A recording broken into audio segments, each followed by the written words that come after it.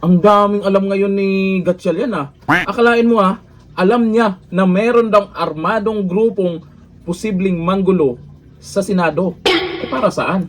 Bakit manggulo dyan? Sarami ba naman ng pulis 24 hours na nandyan?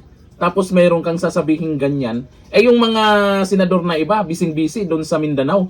Tumulong doon sa tinamaan ng lindol. Eh kayo dyan, kayo na nga lang yung nandyan, kinakabahan? Ewan ko lang kung totoo itong pinagyayaw-yaw niya kasi parang aagawan pa yata si Rudy Baldwin dito. Totoo kaya itong magiging hula niya? Magkatotoo kaya ito? O ayon dito sa balita, ipinagtanggol ni Senator Sherwin Gatchalian ang pagpapatupad ng work from home arrangement at paghihigpit sa seguridad sa Senado. Iginiit na ginawa ang mga hakbang bilang pag-iingat matapos makatanggap ng impormasyon tungkol sa posibleng banta sa seguridad. Di nga. Totoo ba yan? Eh baka naman, sabi ng iba ha, ay drama lang yan kasi meron na namang susunod na Blue Ribbon hearing kung saan merong karagdagang testigo. 14! Naku, marami yan. At merong mga bagong ebidensya. Yun ang tingin ng iba kasi hindi naman sila nagkakaganyan pag wala itong Blue Ribbon hearing. Ngayon may mga paganyan na. Ayon kay Gatchalian, nakipag-ugnayan na ang Office of the Sergeant at Arms sa National Bureau of Investigation at iba pang intelligence agencies upang beripikahin ang naturang impormasyon. Ay hindi pa pala confirm yan ha.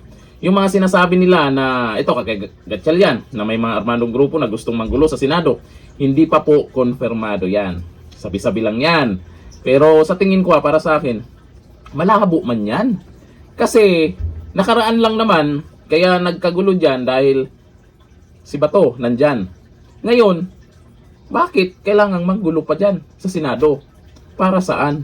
Kaya naisip po ng karamihan ngayon, baka naman, ano na naman ito, drama na naman ito. Dagdag pa niya, prioridad ng Senado ang kaligtasan ng mga senador at empleyado habang patuloy ng biniberipika ang impormasyon. Sa gitna ng mga tanong hinggil sa dahilan ng heightened security, kasunod nito, ipinatupad ang work from home arrangement para sa mga senador at empleyado. Work at home daw. Kung ganun, talagang gusto nyo hindi matuloy ang Blue Ribbon hearing. Sa ngayon kasi, kinansila muna dahil yung mga magagaling nating senador, sila Marcoleta at yung mga kasamahan niya ay nagbigay tulong pa doon sa Mindanao. Kaya pagkatapos niyan, sana tuloy-tuloy po yan. Wala na pong mga drama-drama dyan sa Senado para harangin lang yung Blue Ribbon hearing na kung saan ay inaasahan po natin kasi yung mga nabanggit na pangalan, may mga kasamang senador na di umano'y pumaldo sa mali-malitang pera na deliveran pati babae ba.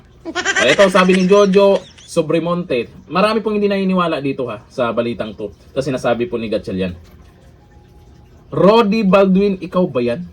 Nahulaan mo na din ang mangyayari sa hinaharap. Sabi ni Jocardens Cardinho, tamang guni-guli mo lang yan.